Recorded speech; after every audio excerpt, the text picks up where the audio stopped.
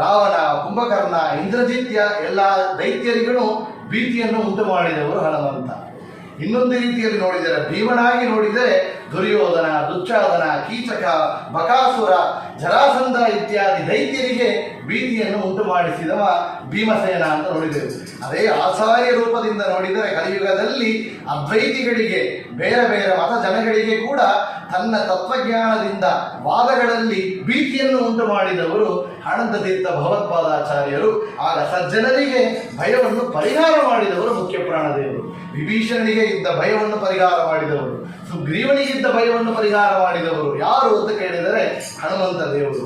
ಅದೇ ಭೀಮಸೇನಾಗಿದ್ದು ಯುಧಿಷ್ಠಿರನಿಗೆ ಧೈರ್ಯವನ್ನು ಕೊಟ್ಟು ರಾಜಸೂಯಾಗವನ್ನು ಮಾಡಿಸಿದವರು ಯಾರು ಅಂತ ಕೇಳಿದರೆ ಅದು ಭೀಮಸೇನ ದೇವರು.